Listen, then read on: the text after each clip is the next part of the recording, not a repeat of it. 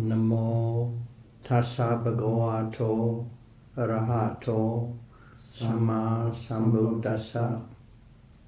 Namo tassa bhagavato arahato samma sambuddhassa.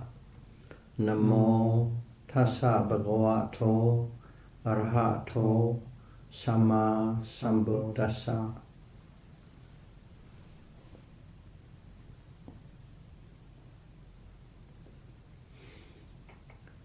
Theravada Buddhism series, Dhamma talk number 90. Nutriment condition.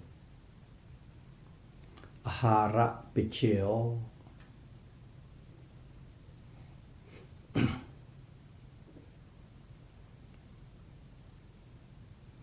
Ahara, Pali word, means something that carries, gives, supports, and maintains growth.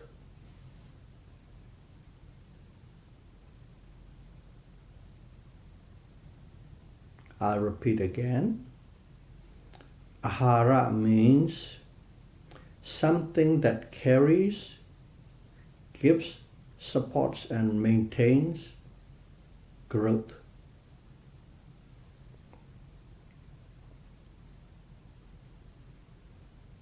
Under the context of nutriment condition, Ahara Paccayo, it means some aspects of mind and matter from the external and internal sources help promote the development and maintenance of the mind and body of a being.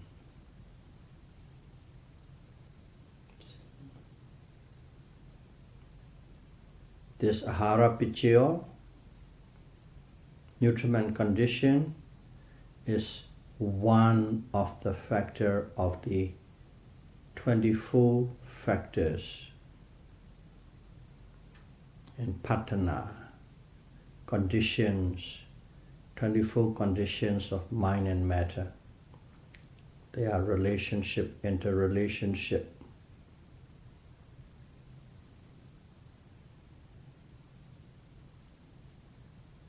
So, nutriment condition is some aspects of mind and matter from external and internal sources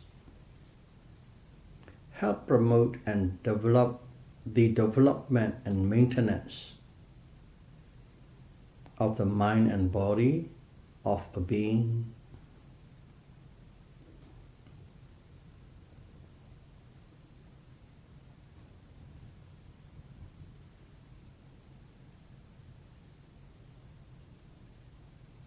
And this nutriment, they are something, so they are materials.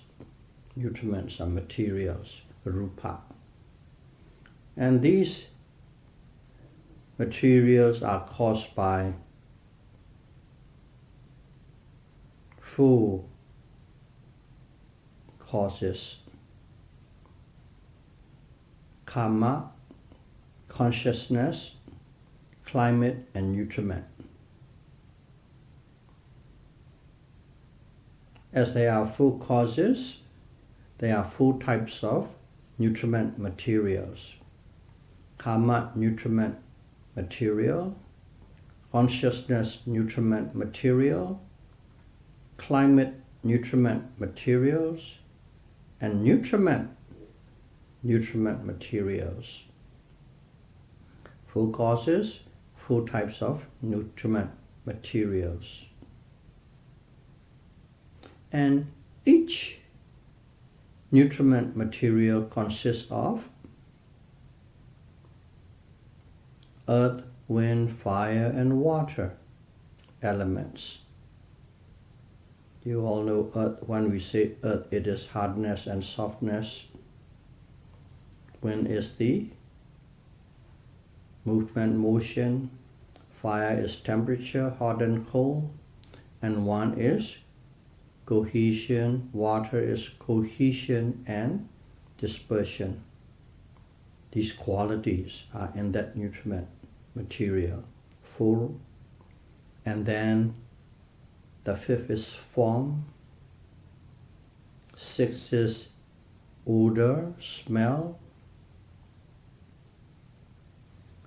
7 is flavor, for taste. And the 8th is the nutrients. In Pali, it's called oja, nutrients. So these 8 constituents make up a nutriment material. We just talked about the 4 causes of the nutriment materials and what are the contents of a nutriment material.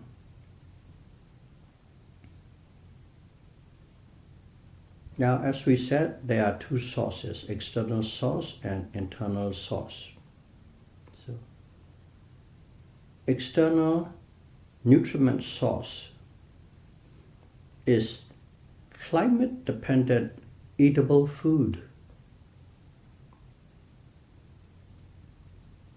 And the nutrients in the food support, develop, and maintain the 4 classes of nutriment materials in the body caused by 4 means. By nutriment condition. Simply put, it's the food we eat, and the food we eat support and make our body develops and also maintain our body. But in our body there are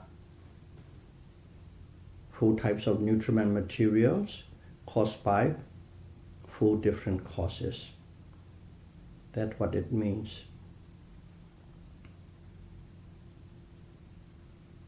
Now, internal source. Internal source is internal immaterial. Immaterial means nama, mind. Internal immaterial nutriment source are mental contact, in Pali phassa, volition, cetana, and consciousness, citta. So those 3 immaterial factors, mental contact, volition, and consciousness, are the internal nutriment source. That's a part of the mind, and they are the source to produce nutriment in the body, inside the body. And these 3 relate to the 52 associated mental factors and 89 consciousness. So in other words, those 3 are feeding all the mental factors and all types of consciousness in a being. And also mind-made material, Jetija Rupa, mind-made materiality. They also feed the, not every materiality, mind-made materiality. How do they feed? That whole process is called nutriment condition. So when we say nutriment condition, it is describing a process, condition of a process. So to sum up what we just said, the nutriments from external and internal sources support, develop, and maintain the karma, consciousness, climate, and nutriment materials.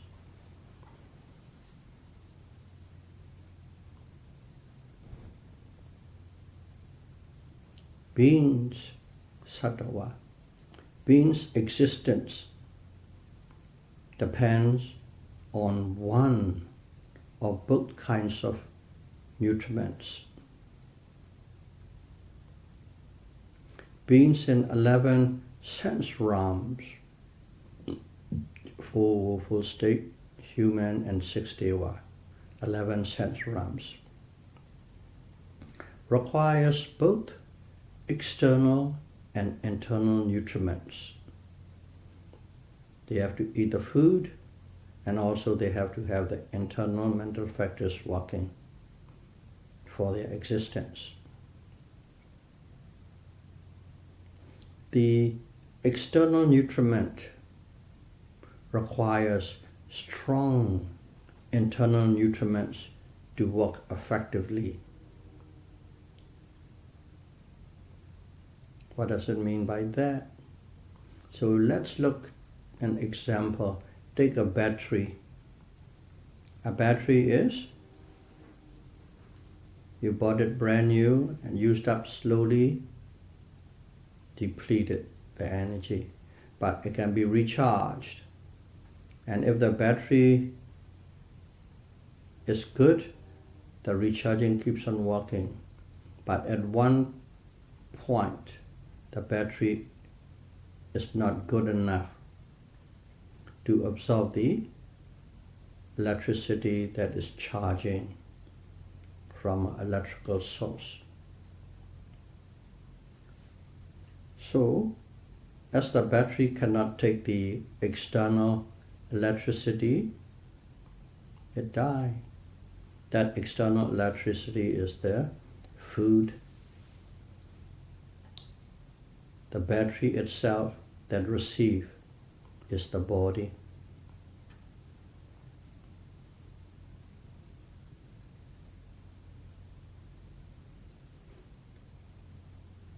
Appetite shuts down when taste buds are dead for us. When the taste buds are not working, appetite shuts down, which means we don't want to eat, and we don't eat. Period. You will find a lot of elderlies. And even if one is feeding intravenously the vitamins and hormone, so because of our science and technology, if one don't eat food, they force feed you intravenously. But even if you do that, in a dying person, it is useless because they cannot absorb anymore. Because the internal 3 factors, mental contact, volition, and consciousness, is very weak. When they are weak, regardless how much you infuse from outside, they cannot combine anymore. So, internal nutriment is the leader of the 2. Yes, external nutriment is vital because if we don't eat, we can die. But it requires strong internal nutriment to receive it. So that is in the beings in 11 sense realm.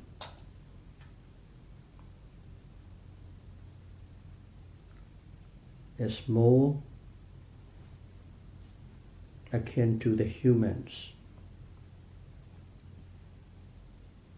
And there are also Brahmas in 11 realms. The Brahman needs only immaterial nutriment.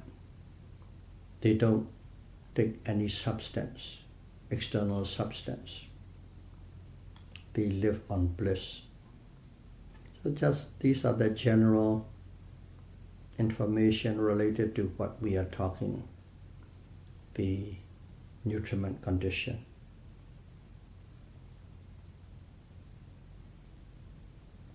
So in here, our teacher has given us a little piece of a story of the Buddha, somewhat related to what we are talking. Once, Buddha resided at Jeta Grove in Savatthi Kingdom. And Buddha always perform, it's like a routine, daily scanning twice a day to find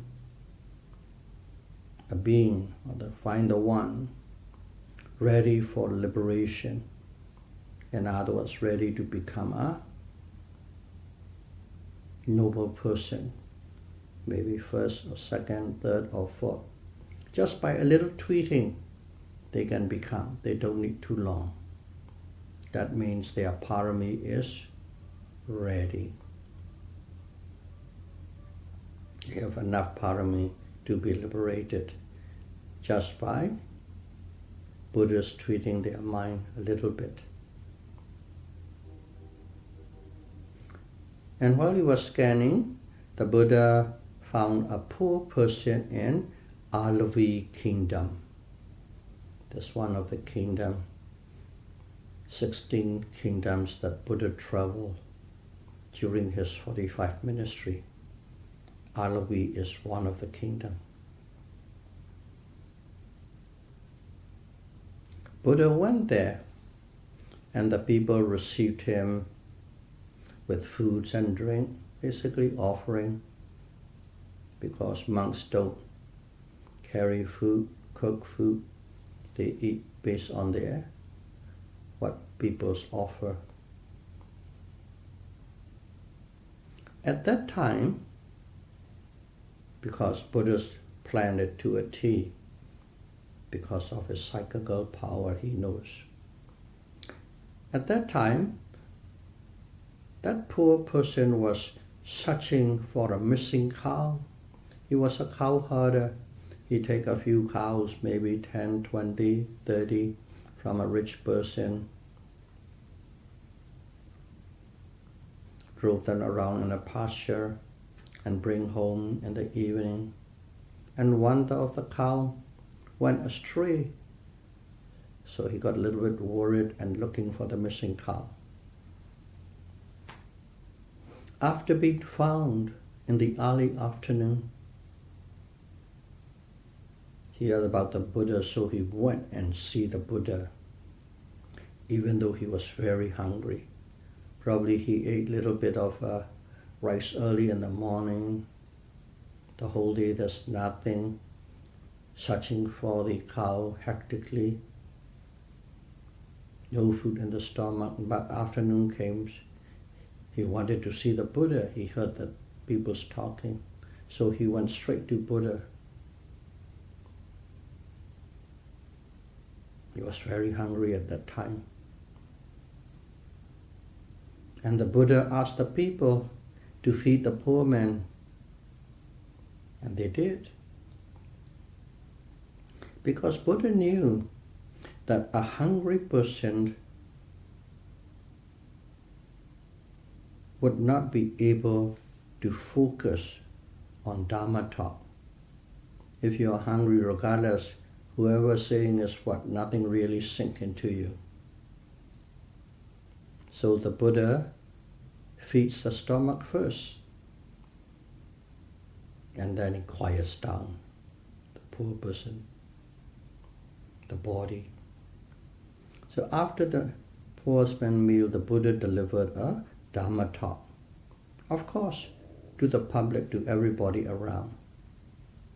But his intention and the talk was intended for the poor man.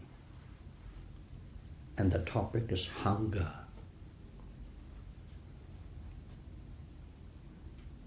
Okay? And it runs something like this, just in a very brief statement. Hunger is the most severe disease, and the 5 aggregates are the worst suffering of burden, or burden of suffering.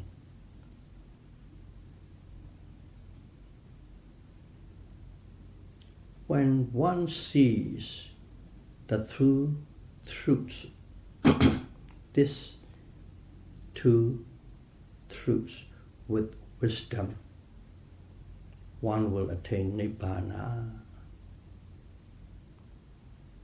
Hunger is the worst disease, and the 5 aggregates are the worst kind of suffering. And if we truly understand that with insight and wisdom, one attain Nibbana, liberation. And after that, the Buddha taught how to practice Vipassana. And of course, the group contemplate. But the poor man,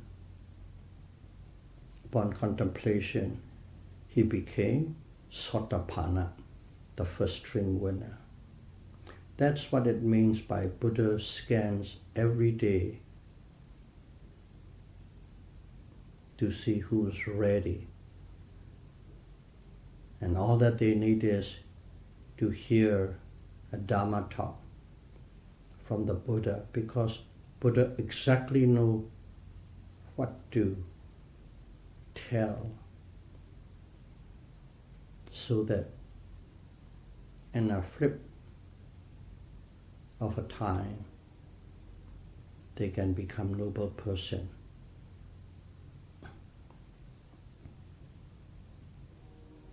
So, without sufficient input of food, a person will suffer from hunger. If you don't eat enough, you'll be hungry, simply stated. Hunger is the worst disease, and it is incurable. We must take food as medicine many times a day, at least 3 times, to get a temporary relief from hunger.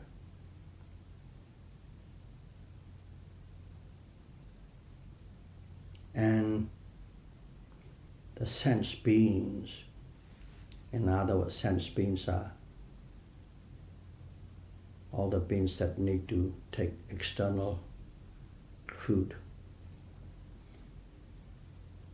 The sense beings have been taking the medicine of food or external nutriment for countless lives in the past, and will still have to take it for innumerable lives in the future, just to get relief from this disease of hunger. Those are the facts. That's hunger, the disease. Let's see about the suffering. Okay? The Buddha said the 5 aggregates are the worst suffering we have. The body aggregates, Rupa Khanda. Body aggregates need to feed, cleaned, and protected from weather and insects. All the time, it's a daily chore that you have to do. And we all have good feelings and bad feelings every day, pleasant, unpleasant feelings. And this good feelings and bad feeling oppress this feeling aggregates. Vedana khanda. That's another aggregate. Second one. And living, especially living with the wrong perceptions in life, will bring a lot of chaos. And that is sanya khanda, aggregates of perception, the third one. And wholesome and unwholesome volitional activities that we are engaging knowingly or unknowingly all the time, every day, is sankhara khanda, aggregates of mental formation. And dwelling with the good consciousness and bad consciousness, excellent consciousness and evil consciousness, is vijnana khanda, aggregates of consciousness. These are the 5 aggregates. Aggregates of the body, feeling, perception, mental formation, and consciousness. Now we know from the brief statement how hard we have to face and deal with all these bombardments, everything, every day, all the time.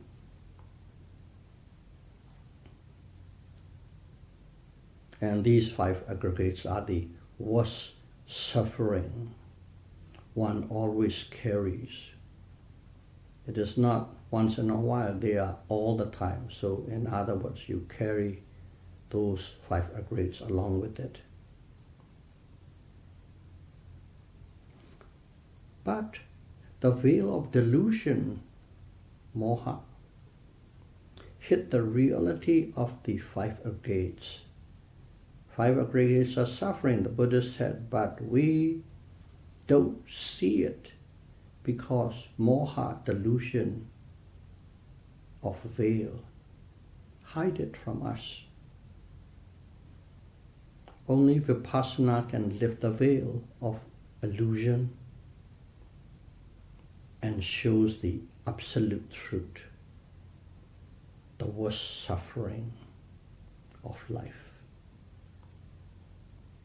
So these are the little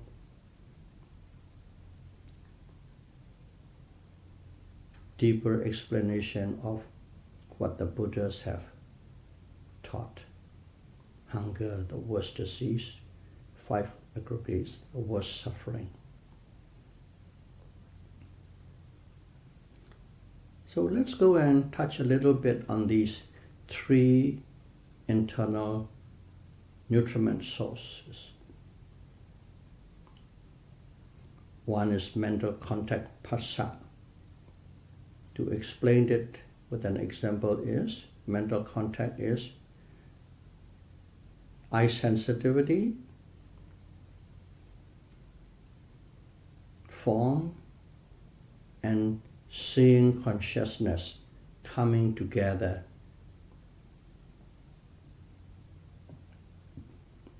When you see an object and you know that is mental contact. Just simply knowing the form with your eyes and awareness, mental contact.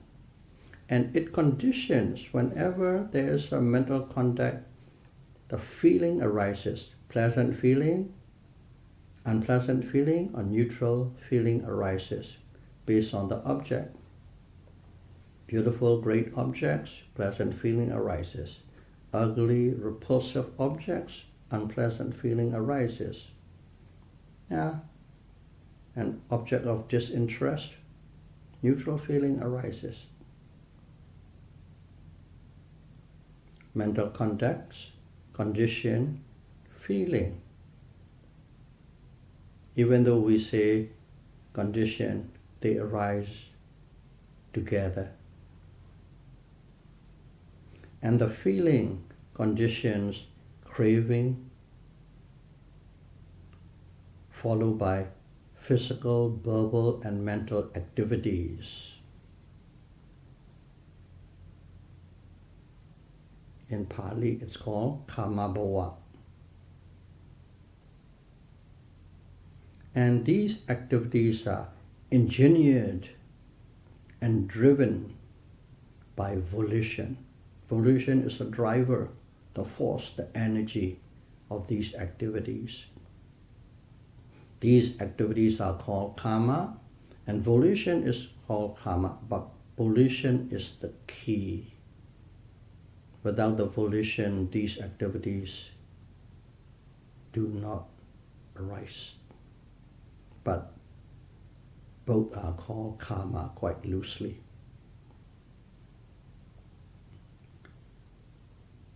And these karma bhava, volitional activities, conditions the next life. Because of these actions, good and bad karmas are accumulated, and when one passed away, a new life formed because of the karma one accumulated. So the next life or a new consciousness is formed, and it will arise in a sense realms or immaterial realms.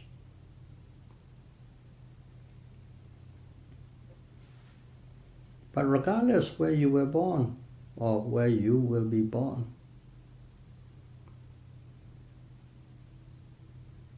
once rebirth occurs, old age, sickness, death, sorrow, lamentation, and grief follow. Mental contact mentality is not apparent to observe with vipassana.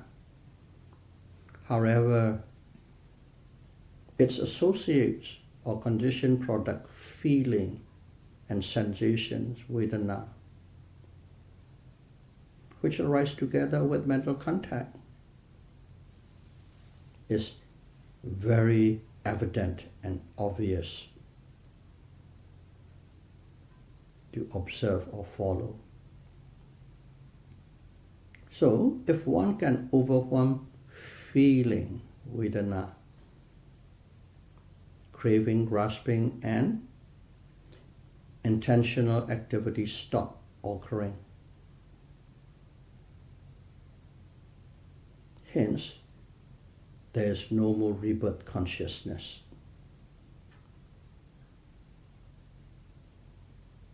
The cycle of life stops. Broken. That is why the feeling is the most critical juncture to observe while practicing vipassana. You observe everything, but specifically feeling. And in a dry vipassana, or the one that we are practicing pure vipassana, we focus on the unpleasant or bad feeling, pain. That's why we call it pain is the key to the doorway to nirvana. But if you don't wish to break the cycle of rebirth, you don't have to do anything. Just stay status quo. And the process, the cycle of birth and death will continue, carry on and on and on endlessly. However, if you want to break that cycle of birth and death, must practice vipassana. So may all of you be able to practice mindfulness insight meditation, and escape from the worst disease, hunger, and the worst kind of suffering, the 5 aggregates, as soon as possible. Sadhu, sadhu, sadhu. Thank you very much.